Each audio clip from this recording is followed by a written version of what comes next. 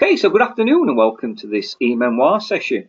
We're looking at an update on T-level developments and implications for post-16 providers. This afternoon we're joined by Beej Kaczmarczyk, Gordon McAlpine and Rhys Davies. We'll do some proper introductions as well as we get going. The session is going to be running for about an hour. We like to keep the sessions as interactive as possible, so feel free to use a question or chat facilitate to put any questions to Beej, Gordon and Rhys. For those of you who are watching or listening in on a recording, again, we'll be making sure that you get hold of contact details. So if there's any questions or thoughts, feel free to come back to us and we'll be more than happy to help. So without further ado, I'm going to hand over to, actually, is it Beej or Gordon for the introduction? I think Beej is starting off. Okay. I'm going to start off. Thank you very much, Marek. Thank you. Good afternoon, everyone. Good afternoon. Thanks very much, Marek. And as Marek says, by the way, if you're obviously listening in live, welcome to subscribers particularly, and to those of you new to our webinars. For those of you listening in on the recording, the opportunities will exist for you to ask questions through the use of the chat facility or send them to us and we'll try our best to answer them. For those of you listening in live, either myself, Gordon or Rhys will make an attempt to answer as many questions as we can during the course of the webinar, and I'll act as the monitor on those while Gordon and Rhys are talking. And then at the end of the webinar, if you've got a few minutes to spare, we're quite happy to assist you in any way we can. My name is Beej Kaczmarczyk of e-Memoir and a director also at Learning Curve. And for those who have not met me before, after about 40 years of experience, I'm semi-retired, working in the schools, the FE and the independent training provider sector.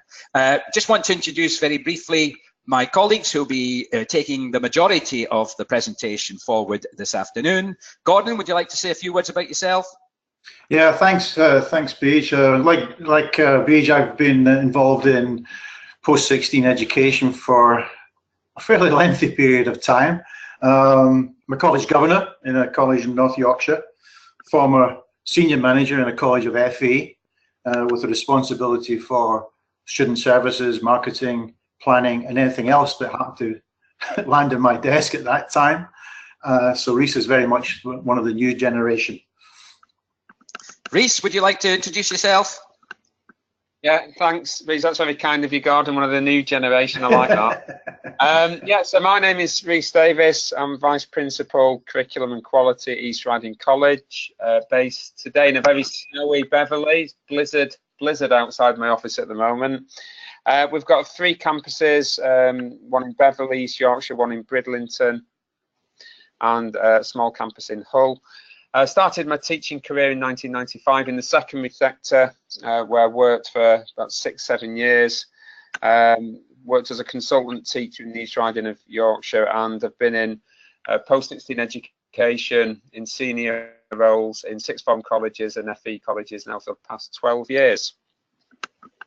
Thanks very much then, Rhys. Thanks very much for that. And in the course of the next 55 or so minutes, we're trying to give everyone that's listening in an update on where the technical level developments are taking us, but focusing a lot more on what does that mean for us as providers in terms of, for example, the provision of work placements for English and maths, for careers education, and of course, more generally, for any resourcing models that obviously will be required to fund this activity. I think you're all very aware of where this has come from. These radical changes to technical qualifications in the post-16 sector very much come from the Sainsbury report, which Rhys will talk briefly about, and the post-16 plan, which was the government's response to the Sainsbury recommendations. So throughout, if you've got any questions, please put them to us and I will make sure that I refer them either to Gordon or to Rhys. So Rhys, over to you for the beginning of this webinar. Okay. Right, so I've been involved in the sort of preparation for the T levels for the last year or two in the college, working with colleagues in the LEP as well, working with employers and other providers. So I'm hoping this afternoon just to give you a practitioner's view of how T levels are playing out in the post-16 sector with providers and employers. I think any discussion around T-levels, we need to go back to the Sainsbury review, which started in 2015, concluded its findings in 2016. And if you recall with the Sainsbury review, the challenge was to look into the productivity gap that exists in this country and to come up with some solutions as to how post-16 education and training can plug that gap. So the Sainsbury panel looked at best practice from overseas, and from their work emerged a number of key principles that they believe should shape the post-16 FE skills sector moving forward. They pointed to the complexity, as they saw it, of the post-16 skills system with around 13,000 qualifications, 160 awarding organisations. The conclusion with those was that these weren't helpful to either employers, parents or learners and helping them to navigate through that post-16 landscape, and that they argued that these qualifications don't prepare students for work with the current system as it was and having limited employer engagement. So one of the key findings was that the qualifications should be employer-led, and we're clearly seeing that coming through now with the apprenticeship standards. And the second bullet there, of course, that's been around for a long time, to try to strike that parity of esteem between vocational technical qualification and academic advanced level study. So those were the key principles really that guided and set the scene for further reforms to come after 2016. Okay, to move on to the next slide. So in the spring budget of March 2017, what we saw here was a real commitment by the government to support the reforms in technical education, with that commitment of £500 million per year to be committed to increasing the study hours for 16 to 19-year-olds. What they saw looking around the world was that our 16, 17-year-olds get far less time on programme than many other countries that had higher levels of productivity than this country. They announced that the new qualifications will be known as T-levels. There should be an increase of over 50% in the number of hours of training. So that would go from around 600 hours a year to around 900 hours per year. And that would include a quality 3-month work placement for every student. I'll mention a little bit more about that in a moment. And then there was some stuff in there too about funding, maintenance loans going into courses at levels 4 and 6, which is still under review. There was mention of national colleges and institutes of technology. And there was talk also in the budget of pilots, which are currently underway, looking at the or preparing the way for the T-levels as they roll in over the next few years. That's great. Thanks very much then, Rhys. And I just want to update us because with the recent budget and, of course, the skills strategy announced in the last few days, I think you can see a further commitment from the government to this change for all the reasons that Rhys talked about, and as well to obviously be able to reap the benefits of a new system. That investment had to be made. So an additional £20 million worth of capacity building has been put in. Now, of course, during the period after the spring announcement, that took the shape of £50 million. And of course, this is the big issue. Is that 20 on top of the 50, or is it a way that the 50 might be distributed? So again, we're never quite sure whether these are all going to be cumulative amounts. What is interesting, though, is that additional amounts of funding have been put in, and this is also in the skills strategy, to explore some of the issues around the maths reset issue in particular. No mention of English, by the way, but of course maths has been very much highlighted in the STEM subjects that are going to be invested in through the skills strategy. So they're going to explore different ways of getting motivation, getting engagement, or looking at maybe alternative models for maths. An additional £600 for each additional student, can I just stress, for each additional student studying a level 3 maths program, whether it be A-level maths, further maths, or core maths. but also more money to be put into training maths teachers, which of course is a national situation, as well as additional computer science teachers. What is interesting, and Rhys talked about it, putting in one of the aspects of T-levels that perhaps is not as strongly focused on is what does it mean for adults, particularly adults retraining. And so you notice that there's also some additional funding being put in for adults to be retrained, particularly in the growth sectors, not only in science, technology, but also very much in the digital skills. So you can see that there's a context there, which obviously takes us forward to the detail. And I'll just hand over to Rhys to look at some of that detail. Okay, thanks. So the Technical and Further Education Act, if you recall, this was the last piece of legislation before Parliament went into recess for the election. So this is where the government put into legislation the findings of the Sainsbury Review and the Skills Review. And so some of the key aspects of that then, the skills plan, or the skills plans was to support the findings of the Sainsbury Review, and it was about rationalising vocational education.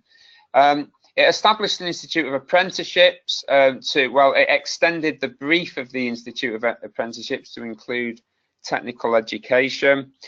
So this body is there to regulate the vocational sector, aiming for all provision to be aligned with the new apprenticeship standards. It has responsibility too for monitoring the 15 new professional and technical routes as well as apprenticeships. So there was an expanded role for the Institute of Apprenticeships. One of the key points, which as I mentioned, was certainly in the Sainsbury Review, is this thing about employers leading qualifications, having the same qualifications, and that is in the legislation. We then got the creation of an insolvency regime. The government no longer bank of the last resort following the area-based reviews. Of course, from the area-based reviews, we're now supposed to be a sector that's strong financially, viable moving forward. So the government legislated for that. I don't think the bank's particularly happy at that move, but there we go. And the third point is around the devolution of the adult skill budget, which is now delayed until 1920. Gordon's going to speak a little bit more about the Baker Clause, so I'll keep this brief. This came from the Lord Baker with the UTCs, and the concern that schools were not giving access to UTCs and other post-16 providers to pupils in years 8, 9 and above. So what made this Baker Clause made its way into the Technical and Further Education Act. It was a surprise actually that this came in. I think the thinking at the time was that this might be opposed by some of the schools ministers, but it wasn't. And so now it's legislation that post-16 providers should be given access to secondary school pupils from the age of 13. But Gordon will mention a little bit more about that in a moment. Okay, so just some of the sort of key messages then that have come out through this process, as stated there. So, it's about ensuring that young people have world-class skills, looking at that kind of global model. Of course, Brexit is very high on the agenda as well. We saw the report coming out only over the last week or so that by Institute of Fiscal Studies, it talks about that productivity gap, and that doesn't seem to be getting much better over the next few years. So there's clearly an important role to do there. And T levels being seen as on a parity with A levels, respected by employers, understood by employers, but respected by parents, and rigorous in the way that they assess progress and outcomes. So what do these T levels look like then? Well, if you remember from a previous slide, there will be an increase in hours from 600 to 19 hours per year. And during that time, this is how a student's T level will probably look. Of course, this is still open to negotiation, but this is how it's looking at the moment. So a full programme will consist of a technical qualification, English and maths. The condition of funding is still there for students who have not achieved a grade 4 or above at GCSE, so the expectation is that they will still keep going. for their English and math skills. These digital skills are also part of the planned T-level structure. There'll be a significant work placement, together with any sector-specific learning deemed to be essential to employers, which is in the last column there. So, for example,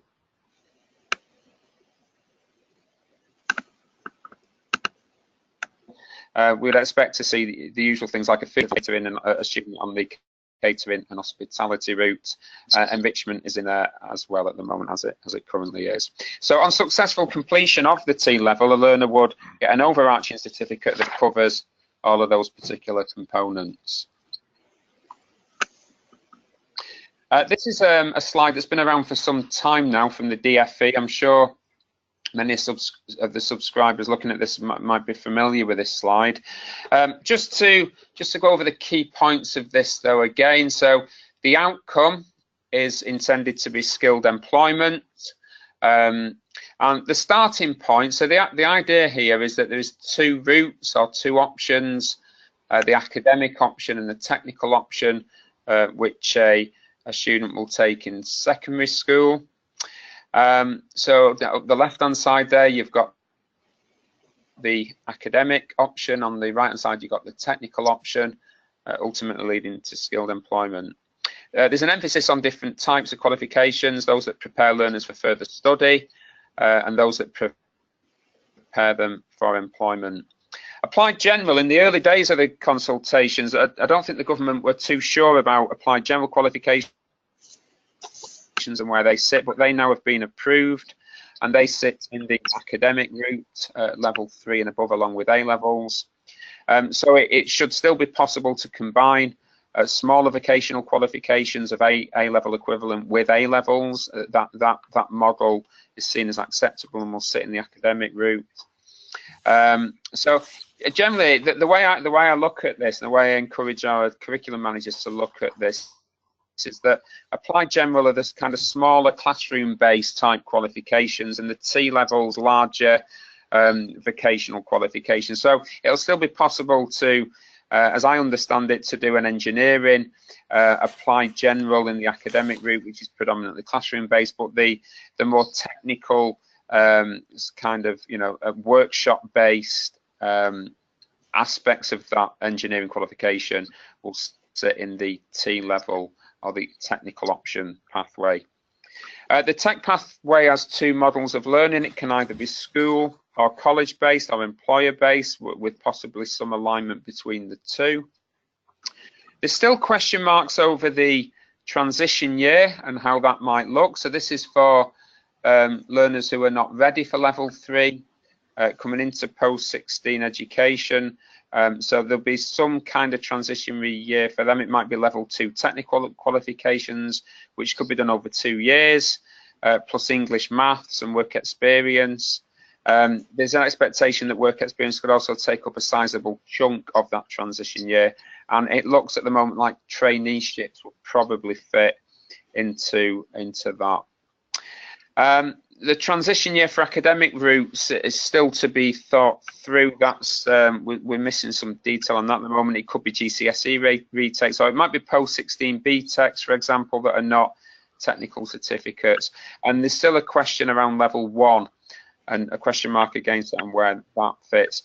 You'll see on the diagram there's this bridging provision as well. So, there is an acceptance that it might be a little bit too early in secondary schools for students to take that kind of life-defining option, whether it's academic or technical.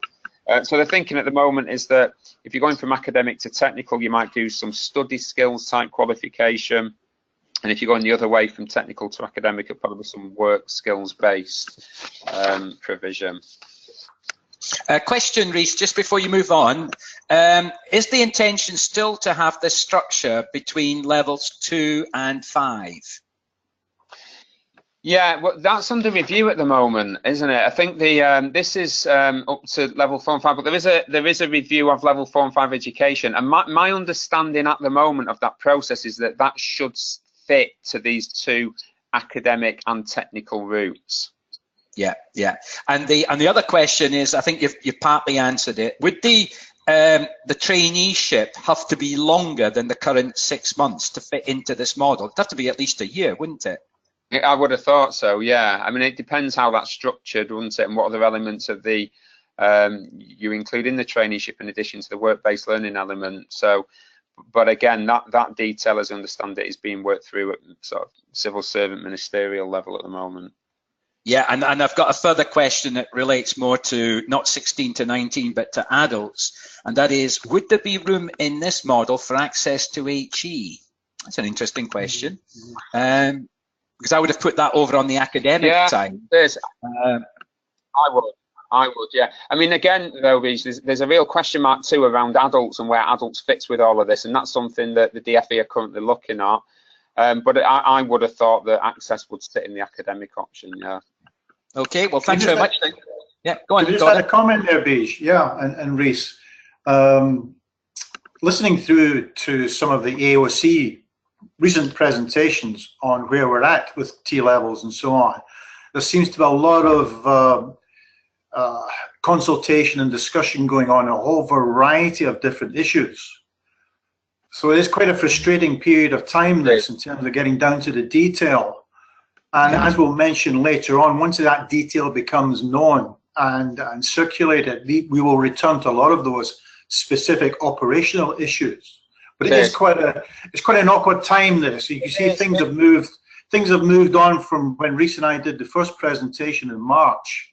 Yeah, and we were talking then of 2019 for the first tranche to come through, and that shifted.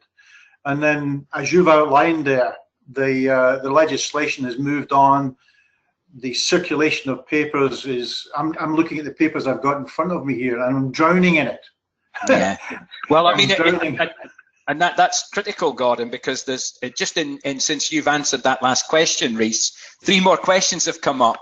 And 2 of them relate to applied general qualifications. Will there be applied general options for all subjects that become T levels? So if you look at the 15 routes, will there be an equivalent applied general for each route? That's one. Yeah. Can you do a small applied general qual whilst on a T level route? I don't see any reason why not, but I wouldn't wonder what it would add. Yeah. And the third question is, does the T-level route disadvantage learners who need level 2 to develop knowledge ready for level 3 in comparison to, say, doing a GCSE A-level route? So I think you've partly answered that question because, you know, in that model, you said that that transition year could be GCSEs, or it could be, or that you could be using GCSEs or level 2 diplomas as part of that preparation for the level 3. What about the applied general being mirrored? What, with the 15 routes? Yeah. Yeah, I mean, I don't see why they couldn't sit in there. But I mean, there are panels at the moment, aren't there, that are looking into bringing cohesion to all of this and to see how this sits with the apprenticeship standards and the T levels and the applied generals and how all that works together. But I would imagine, I mean, if you look at the 15 routes, that's quite a comprehensive range of sectors in there. So the applied general must surely mirror those, but the applied general, as I understand it, would sit in that academic option. And like you say, Beej, I don't see why you wouldn't be able to take a T level with an applied general, provided that there's sufficient room in the timetable for that and it's within the guided learning hours. And it's not mirroring or you know, duplicating what you're already doing. I mean, one of the questions that we've got, or one of the comments we've got here, we're assuming that the DFE is actually talking to us, to people like Rhys and other providers, and taking advice from them. So it's a good comment. Would you like to just describe those 15 routes for us, just to remind us? Yeah, I mean, just on that point very quickly, because the DFE are talking. I was at a DFE consultation in Sheffield about 4 or 5 weeks ago on the work placement. So there is that consultation taking place at the moment. Yeah, so on the 15 routes, there they are. These encompass all technical education at levels 2 to 5, subject to the outcomes of that level 4 and 5 review that I've just mentioned. An initial concern of the 15 routes is that they were quite arbitrary. So if you notice, journalism, for example, sits with upholstery in the creative and design route. I'm not quite sure which civil servant put them 2 together, but they do sit in a route. And so that sort of arbitrary nature was a concern. And so too was the idea of missing routes and missing occupations.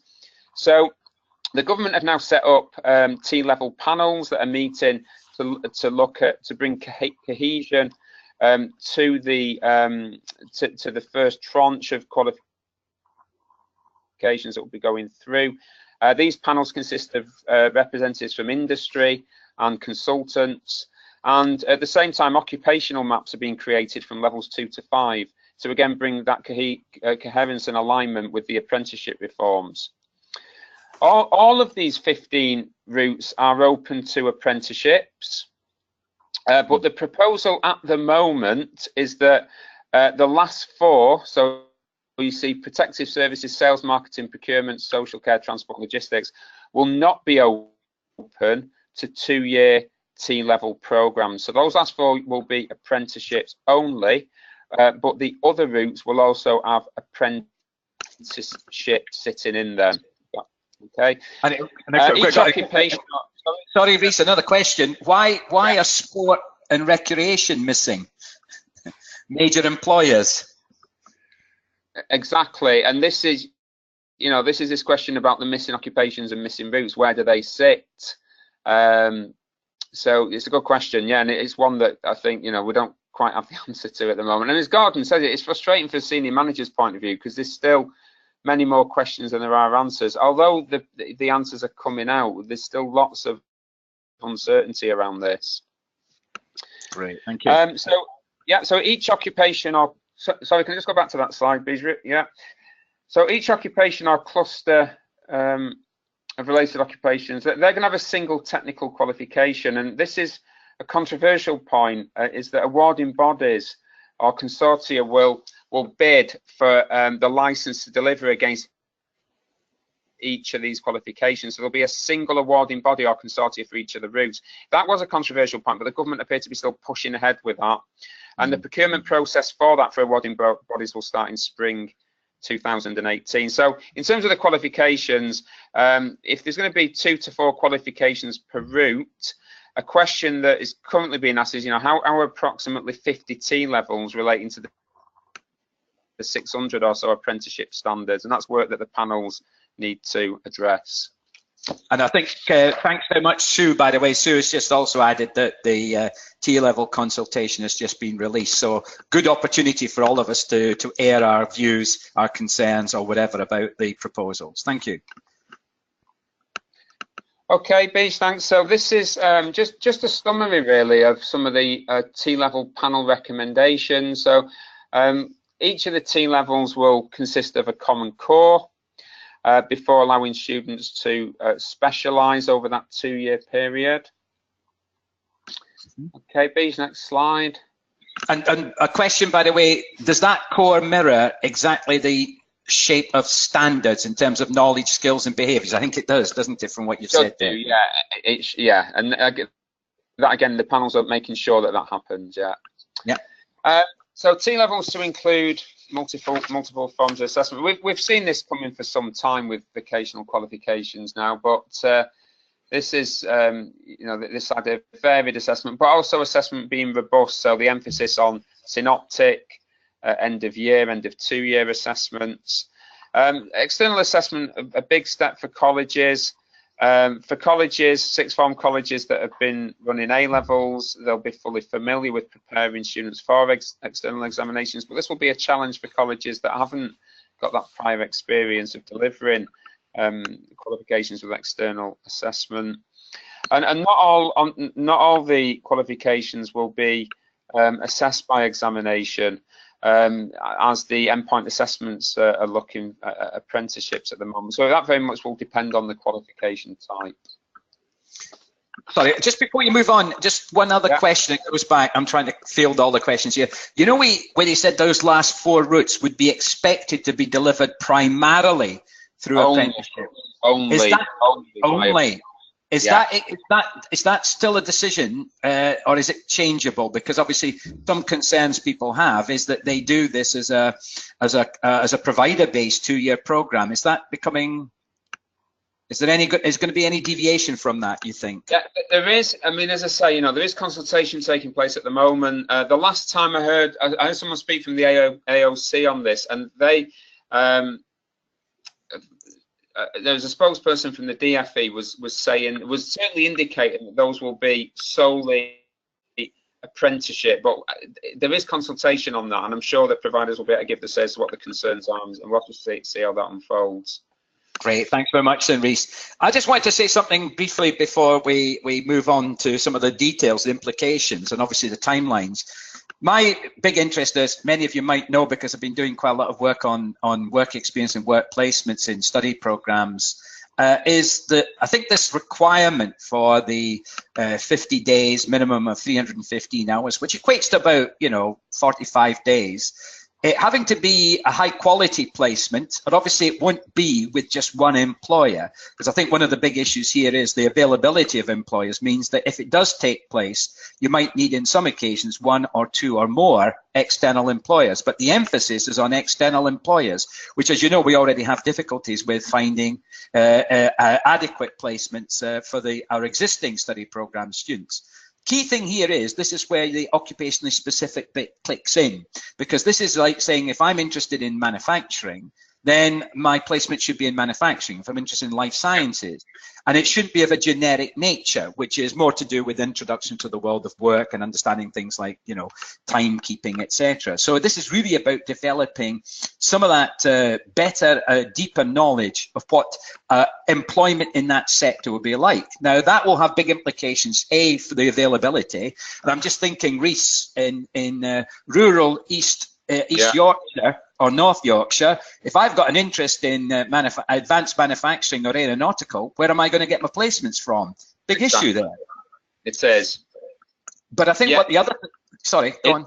It's very tied to the geography of the area, isn't it? So there is a problem there, absolutely. As you say, manufacturing, in this area, you want to be a nuclear physicist, and there's not many opportunities for that in the East Yorkshire at the moment. So it does come with lots of restrictions. Yeah, and that's why one of the big issues here is that with work placements and work experience forming what I'd call a form of interim labour market, then it really does restrict people very much to the local labour market, which of course doesn't fit with the mobility argument that's absolutely critical in our industrial strategy.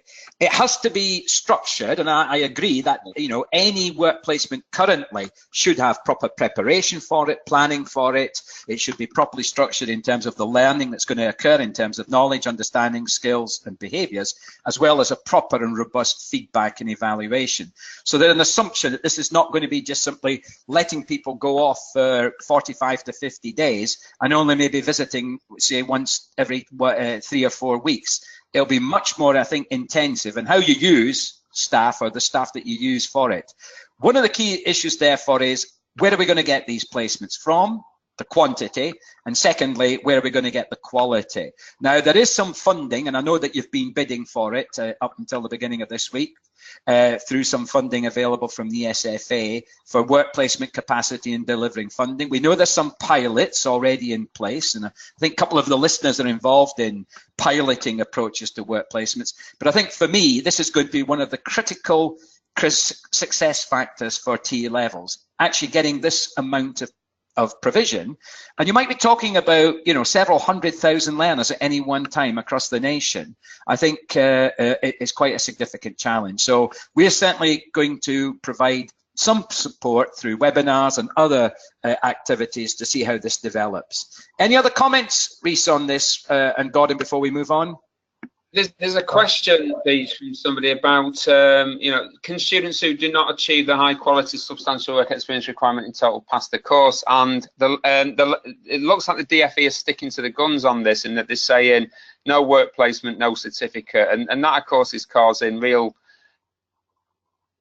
anxiety concern in the sector at the moment. Yeah, and I mean, one of the things about this is that if you're looking at any type of provision there for work experience, it's not going to really differentiate between the levels of the learners, because obviously if a learner's only with you for 1 year, then you might be or only doing a level 2 program. We'd still expect them to have access to work experience. But one of the questions there is, if I do this in 1 year, do I have to repeat it in the following year if I then move on to my level 3? So there are still sort of what I call the technical problems about, what does this actually mean for each individual student? Yeah, and the thinking in the DFE, when I attended one of their consultations, that the current thinking is on a 2-year T-level program. The expectation is that the majority of those 50-60 days will take place in the second year, because students are more work ready during that second year. But that, of course, creates all sorts of pressure on timetabling employers at a time. And you've alluded to, Beej, that you've got employers here that are being inundated with requests for work experience from schools, but also traineeships, apprenticeships. We've still got the 3 million apprenticeship target for this parliament. So where these days are coming from, is there the capacity that exists within businesses, particularly SMEs at the moment? That is a real question for I think and employers groups to consider. And obviously, any work that might still be occurring with 14 to 19 coordinators, if they've still got them in some, because I know some authorities still have them.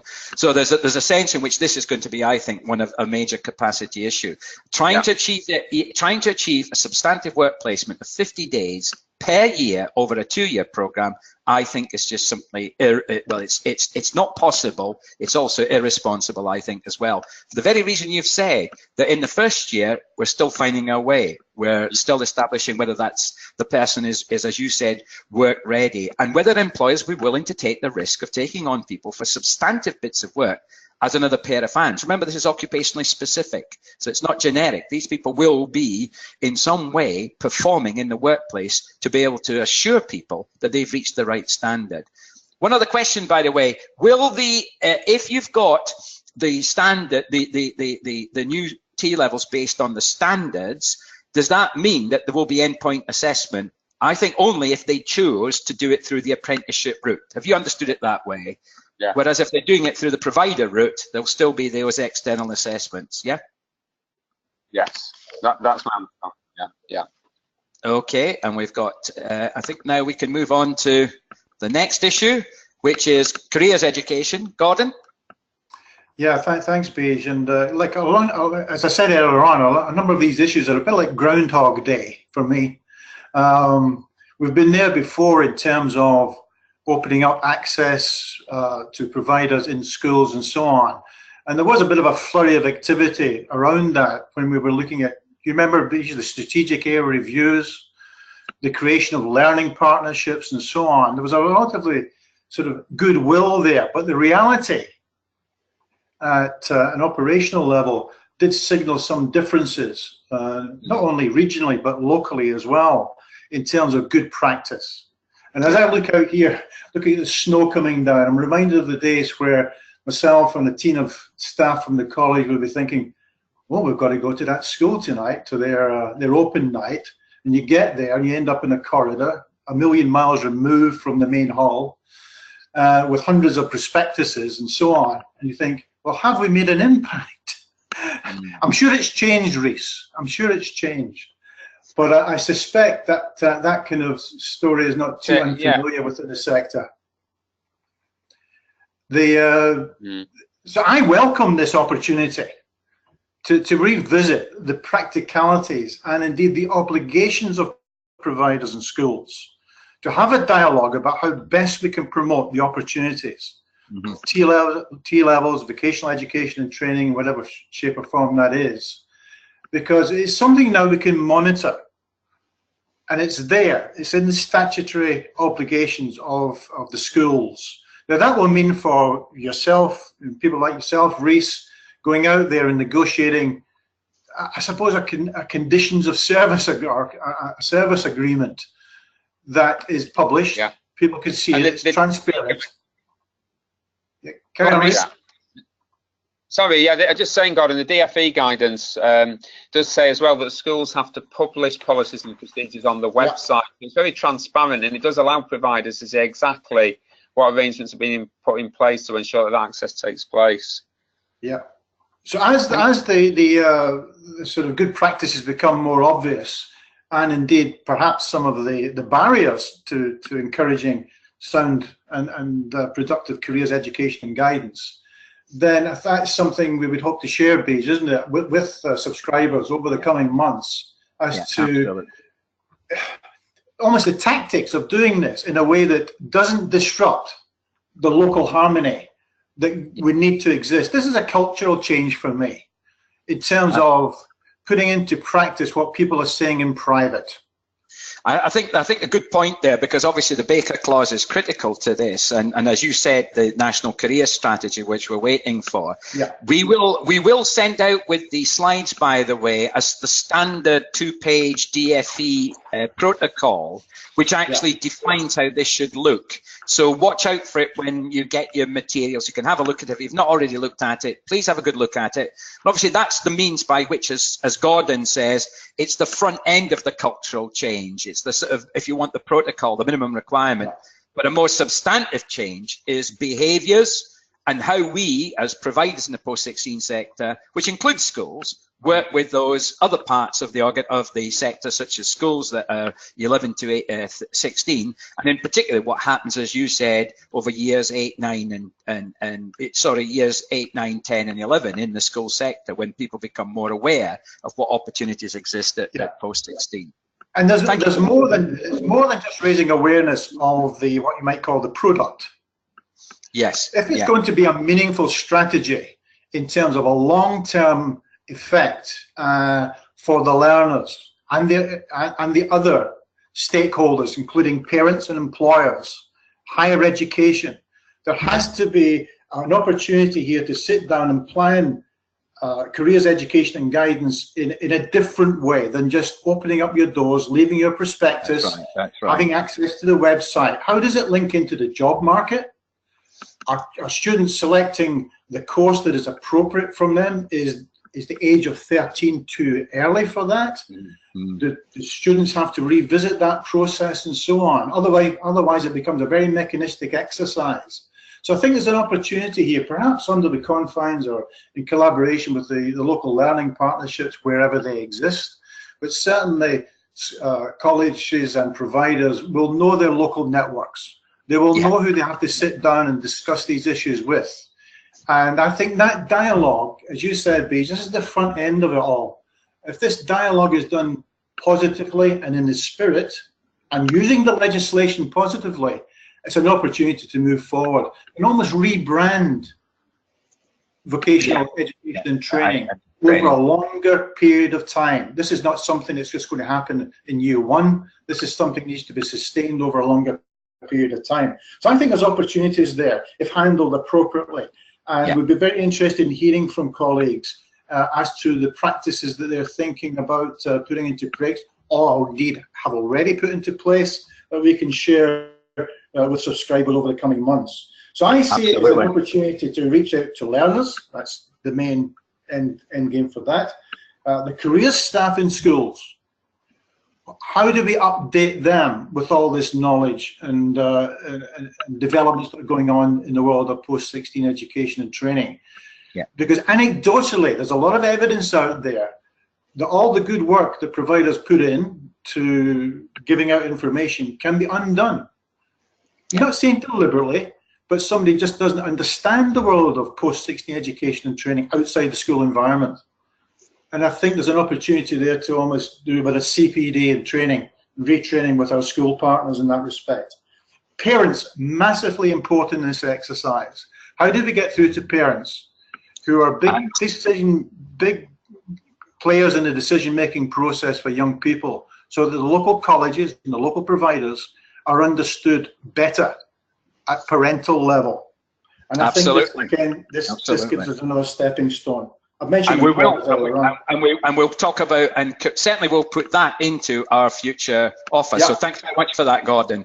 Just a couple of words, by the way, on English and maths, because I think there's implications. So look, we've looked at the implication for work placements, the implication for careers education, implications for English and maths. We know there's additional funding, particularly at level 3. That sits separate from this, but of course it does leave other questions. What's going to happen to the future funding of functional skills? They're going through changes as well as the new GCSEs and the introduction of those. We still have to look at the Rhys issue, and as Rhys rightly pointed out, the English and Maths condition of funding still looks as if it's going to apply, even though we might be doing interesting work to improve, for example, the uptake and performance in GCSE results. And where does all of this sit with digital skills? So if we're looking at that much more holistic approach, which is within a T level, then we're still going to have to make sure we address all of those key issues about English and maths. And those won't go away, as Rhys said. They won't go away. They'll become even more critical for very good reason. If you look in the skills strategy, it says the two biggest reasons why young people can't access the labour market. One is not having appropriate work placements or experience of the world of work. And second is poor levels of English and maths. So those will not go away. And therefore, for us as providers, that still leaves major implications for us in terms of resourcing this, having the capacity to do all of this, and of course the impacts this has on things like performance and performance measures. And all the talk is about English and maths, but as Rhys pointed out, where's the investment in digital skills? We're going to need that as well. And it's going to be partly in the funding for adults as part of the national retraining strategy, but where is it for younger people as well? So some good questions there, and hopefully we've looked at those. Rhys, take us back to the timeline. Yeah. Okay. So there we go. That's the current timeline. That has changed in that the T levels have been pushed back a year. Apparently, the DFE just looked at the schedule for implementation, and they just didn't see the capacity or the funding there to deliver on time. So the T levels have now been pushed back. You can see up to 2020, we've got the preparatory period, the procurement that I've referred to is 2018. So awarding bodies bidding for the right to deliver those qualifications. That should be known by the end of 18, which awarding bodies have got those licenses. The T levels, the pilots, at the moment look as though they're going to come in 2020. Across 3 different routes, and those 3 routes will be in construction, in digital, and the education strand of the childcare and education route. And then we'll see the unfolding of the other routes in waves 1 in 2021, wave 2 in 2022, with the intention at the moment then is that everyone will be delivering by 2024. And we've got the 4 routes to be delivered through apprenticeships there, as I've mentioned, sitting at the bottom. So that's where we're at the moment with the timeline. There seemed to be go on. Yeah, there seemed to be an indication from the DFE during their presentations that in terms of procurement for the qualification providers, that they might welcome consortia of. Yes. Is that still the case? It is, yeah. Just before we move on, obviously we've had questions about, well, will the work placement element actually mean that on some programs, particularly if it's a 1-year program, it will be almost impossible to meet that requirement without it being a traineeship? Because when you think about it, if you're looking at 315 hours and the program is basically 900 hours, by the time you've taken English and maths out, there's not a lot left to complete the level 2 diploma. So I think that's a big issue. What that has implications for in terms of funding, we'll see. Richard's also asked, and this is obviously a nice question, Rhys and Gordon, how confident are we that the new T levels won't fall flat like the new diplomas a few years ago? But we were going to leave that to the very end. Yeah, can we come back to that one? Right at the very end. I'm really trying to keep my cynicism out of this afternoon, Beej, so I'm going to be on my best behaviour.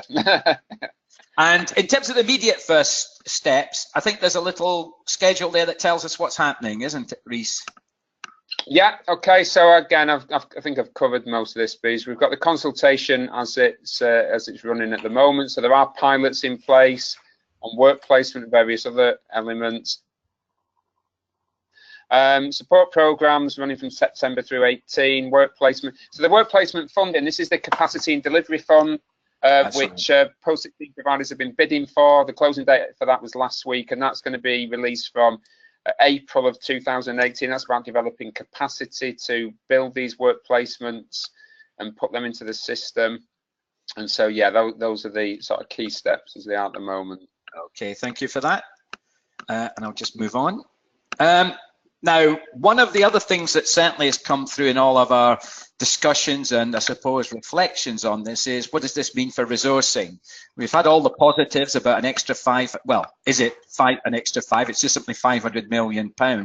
By the time we get to 23, 24, it will be less than that, obviously, in each year, because as we start off with only maybe 3 of the pathways, as those pathways build up and more students come on them, the funding will actually go up. But it will be peaking at around the £500 million mark by the time we get to 23, 24.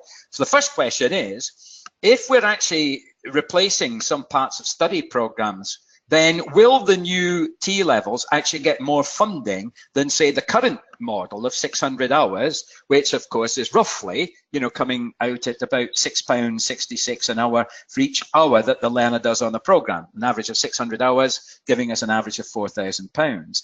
Now, will therefore we see some increase in the funding attached to a T level compared to anything else?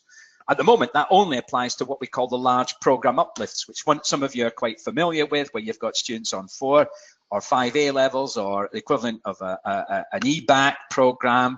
Then those learners will earn you more than the £4,000. They can earn you up to £4,800, but that's conditional on achievement of an average grade, a minimum grade B across their A levels or whatever. So this additional 300 planned hours would not actually translate to a 50% increase in funding, simply because if you look at the logistics, if you look at the costs of provision, we shouldn't look forward to seeing £6,000 as being the average. It's not going to be that. Why? Because if you look at the major component of increase being around the planned work placement being now 315 hours, then that would not be at 315 hours of classroom-based teaching at an average of £100 an hour for a group of, say, 20 students, because the assumption is that that would be much cheaper to deliver per hour, although you've got the upfront cost in terms of infrastructure, you've got the maintenance cost in terms of workplace visits and review, but it wouldn't be the same as having 315 hours of classroom-based provision in a college, school, or training provider. The other thing that's quite interesting, and one of you asked the question, if we fail to achieve and complete a work placement, then does that have an impact on funding? Does it have an impact on whether that person's passed the T level? We've got some guidance on that. One of the things is that, there's been some talk about not a diploma being issued, but a much smaller qualification being issued. We don't know how that will work. But what I've got as an issue here is that at the moment, there is no element of achievement in the 16 to 19 funding model, not like in adults. And if this is about getting outcomes in terms of progression to either employment, a higher apprenticeship, or to a degree program, then where is the incentive in terms of funding? So we have to look at that.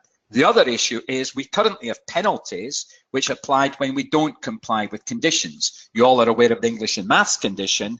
Similarly, will there be a penalty that applies if you don't comply with the work placement condition, which could mean that you significantly reduce the funding that's available for the rest of your students? So I think there are some big questions that still have to be detailed in any post-2020 resourcing model for young people, never mind for adults. And of course, one of the questions that's being asked here is, where does all of this take account of the other costs, such as travel, learning support, free meals, while the person's actually on the 315-hour placement?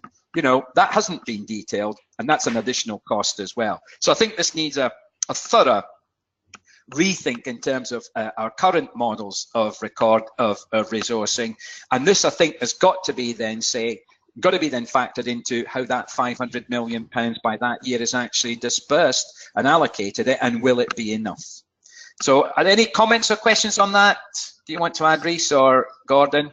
I think with the subsidies, Beej, that's the intention behind this capacity and delivery funding, isn't it? I think there's a total of £74 million in total to help providers to prepare for this, and so that might well go into subsidising. And in an area like ours, for example, ours is very much a sort of rurally dispersed college around the East Riding, so there will have to be some type of subsidy going into transport if that's not going to be a barrier to work placement for young people. Yeah, absolutely. Okay, so what kind of questions have been posed, Rhys? Yeah, okay, so these are the kind of things that we're thinking through with the LEP and employers at the moment. So the first one, it's just about this capacity really with employers and employers understanding what these work placements are going to look like. It's making sure that we're engaging with employers so that they are familiar with what's coming up.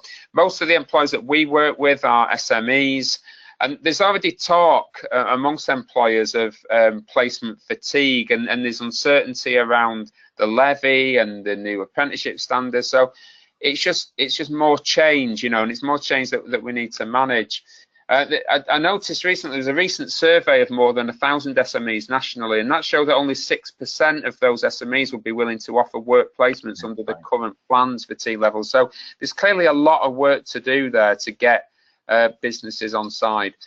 The second question is around the 15 routes. One of the positive things that came out of area-based reviews was that providers were talking together around curriculum, making sure there's no duplication, having joint offers in regions. So, you know, how does that continue?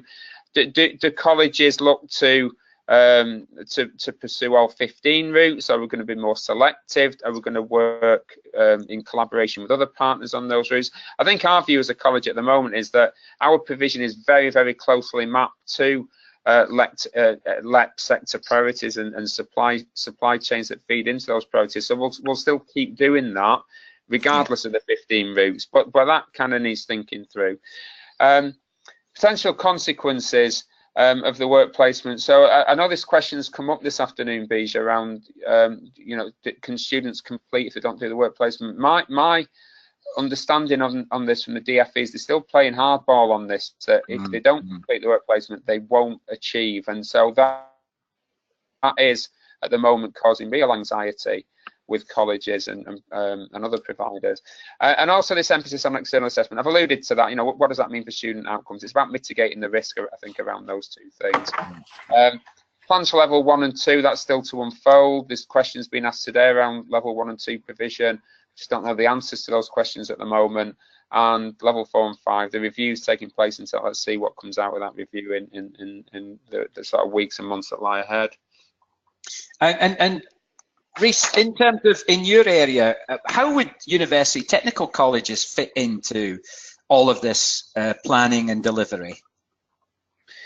Yeah, well, I mean, we've got two UTCs on our patch that are doing well. So we've talked about that Baker clause. This obviously has implications for them and for the schools. But the UTC curriculum model, I don't know. I mean, that's obviously a sort of heavily technical model, but that's pupils up to the age of 16. So, you know, presumably they'll be doing their qualifications in both routes, and then they'll make a decision as 16 as to where they go from there. Yeah, I think it's a progression issue. Yeah, and I think that's one of the other things is how does the infrastructure, because one of the things that Sainsbury in his review talked about was supporting an infrastructure to make sure all of this happened. And I think we've had a couple of questions on that. Richard said, you know, what would be the role of, for example, the ESFA, government, and of course things like devolved authorities, you know, combined authorities in future, to make sure that things like employers do commit to providing work placements, you know, given what you said about SMEs being very reluctant to do it. So, I mean, I think, and that really puts LEPs right at the heart of this in terms of how they activate the employer engagement, as well as the CBI. I think it's also got to be done partly by the sectoral organisations, you know, the different, what used to be the sector skills people who reflect the needs of each sector. If they can certainly say, well, look, this is critical for our future, it's critical for our investment, then that's going to work. But that's only going to work with those people who are already committed. It's the less than committed who say, well, you know, what's this got to do with me and how am I going to benefit from it? And that's the big issue with a lot of SMEs. However, interestingly enough, when we've looked at supply chains, and we did some work with Arnold Clark, the car distributors, by working with a supply chain, they start to change their perception of the value of work placements. And that was quite an interesting process. But the second issue that comes out here is, remember, we've still got a target for 3 million apprentices. Yeah. How does this all fit with what might happen with the growth of apprenticeships against the growth of T levels? And the poor employers, well, can you imagine what the employer will say? I don't take on an apprentice. Why? Because I can get someone on a T level. I don't have to pay. Yeah, but the other question as well, Beej, is big employers. If you take, for example, the NHS, how are they going to manage with hundreds of 16, 17-year-olds turning up for workplace at the moment? I know. It's that's going to be a real challenge, I would imagine, to work that through. So. I mean, as it is, when you start looking at the industrial strategy, which was announced this week, and Gordon will pick up a couple of questions from it. Those 5 foundations of productivity, if you look at them: ideas, people, infrastructure, business environment, places.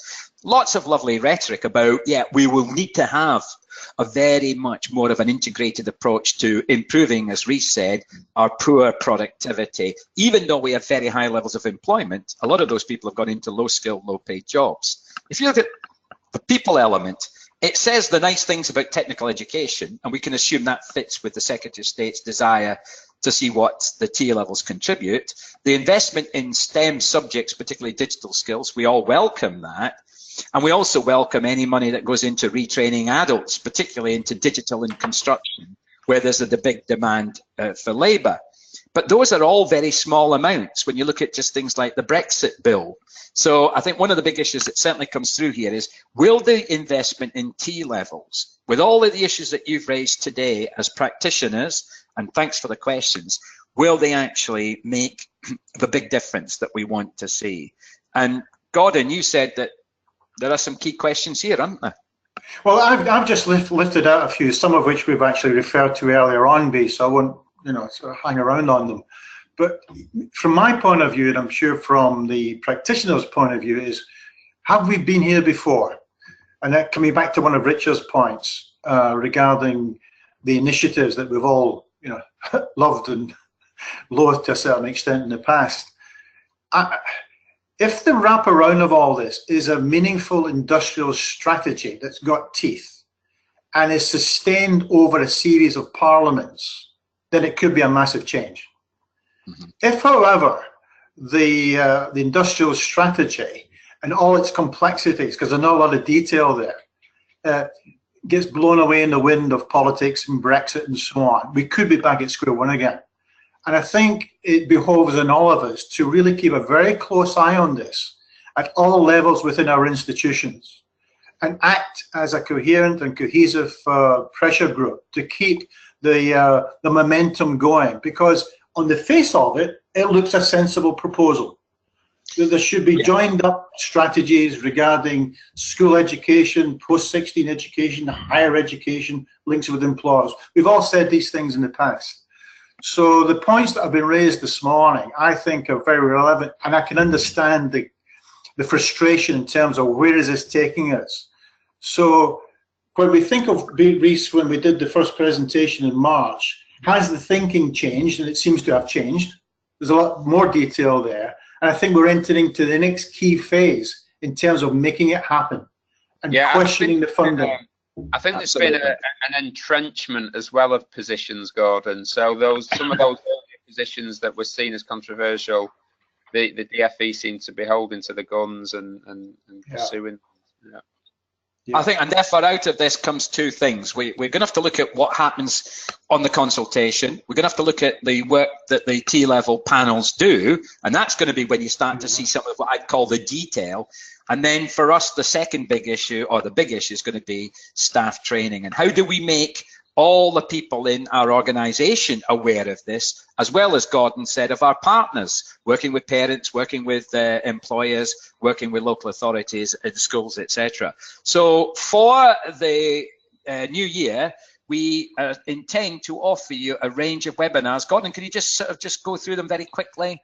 Yes, I mean, that list could be fairly lengthy, but I thought I'd just pick out a few headline issues to encourage our subscribers and new listeners to participate in this process. so that we can assist each other and act as a network. We've mentioned the CEIAG, so the best practices will come out, and we can share those and give some suggestions as to how to go about this. Beej, you've highlighted the work placements and the capacity issues to do with that. And I think there's an interesting issue to do here with marketing and branding. You know, they are quite separate developments in their own right. And it may be interesting to revisit how post-16 education is branding itself to those learners who are in the schools already. They're there. And how do we get through to these potential students when they enter into the world of T-levels? The upskilling of staff will be critical in terms of keeping a pace with the developments in industry, and that's something that no doubt is happening within the world of providers to make sure that we're ahead of the game. And it's not just all about digital technology; it's about other areas of the industrial sector, healthcare, leisure and tourism, and so on, so that we keep everybody up to speed. Beej, no doubt you'll be returning to this on a numerous number of occasions in terms of funding updates. As the information comes out from the panels in terms of what the curriculum will look like, then each of our members will be looking at how that is designed and delivered effectively, linked to the costing, obviously, and progression routes into higher education. We need to set up a dialogue with our HE colleagues, our admissions staff in universities, and so on. How do we forge those partnerships so they don't fall into the old arguments about, well, is that particular diploma got value when I'm sitting here with A-level applications? It could open up a few old wounds there if that's not addressed. Yeah, no. And I think you're quite right, Gordon and Rhys, that one of the things that, I mean, certainly because I'm heavily involved as a provider, as well as obviously a college governor like yourself, is where it's trying to see how this fits with, for example, the development of the apprenticeship standards. Because in apprenticeship standards, we're actually moving away from qualifications as a mandatory part and relying on endpoint assessment. So, we've got some lack of consistency there. Although we're saying everything's based on knowledge, understanding and behaviors, then yet we've got quite different ways of actually proving that those have been achieved. So this is about getting some consistency across the TEAC qualifications and the apprenticeship standards. We've already seen what's happened with the levy and the significant fall of almost 60% in the number of starts for levy paying, never mind what's happening with non-levy paying. So is this the right time to start presenting quite a significant change to the curriculum to those employers when they're already facing, what they say? One employer recently told us they were very confused by the noise. And this looks like noise to them. So I think there's some issues there. And thanks very much for those additional questions. Any final comments then, Rhys? No, I don't think so, Beej. I think you've summed it up nicely there. Lots of noise, lots of change. Watch this space.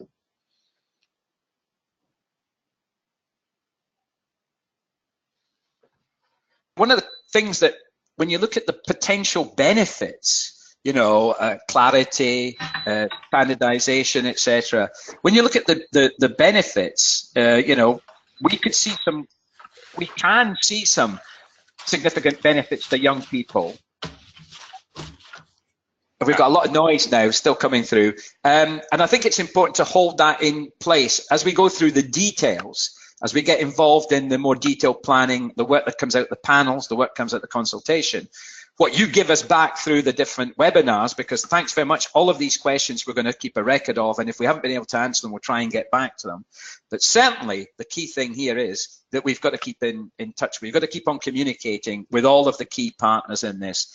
And remember, one of the things that the government's response to Sainsbury was, and I always like looking at government responses, we accept and will implement all of the Sainsbury's panel's proposals unequivocally where that is possible within current budget constraints. So there's the sort of statement of reality that I think we all have to come back to. Thanks very much, then. Yeah, thanks, Beej. Thanks, Rhys. Thanks, Gordon. And thanks to the many questions we've had. We really, I mean, Marek, we've had an excellent response from our listeners today. We really thank you for being fully engaged in the webinar and giving us lots of questions. Hopefully we've answered as many as possible. Thanks very much, Rebecca, for that last question. And I totally agree. I think we need to have a clear view as to making sure that the two strands of apprenticeships and T levels delivered in the providers don't go in different directions or don't produce the consistency, because that is still going to be an issue when it comes to the equivalence. So thanks very much. Thanks, Judy, for your feedback. And again, thanks to our two presenters. Thanks, Gordon. And thanks, Rhys, and thanks, Marek, for supporting us. Again, as we said, sorry. I was just going to say, for those of you who are actually just watching this on the recording now as well, we don't want to leave you out as well. So as you can see, you've got the contact details there, and we'd encourage you to share the video recording with your colleagues. If you've got any questions or thoughts, come back to us and using the contact details you've got there. If you've got anything you'd like to put in particular to Gordon or Rhys, we can pass those messages on as well. And don't forget to ask us about e-Memoir subscription service. It's on offer to anyone that's listened in today. And we've got, I think we've done, since the beginning of September, we've done almost 30 webinars on a range of topics. We've obviously got a lot more planned. It's worth, as you said, your annual subscription, just simply to be able to access us and access other people through this networking. So please get in touch with us if you don't already have a subscription. To our subscribers, thanks very much for your continued support. Thanks, everyone, then.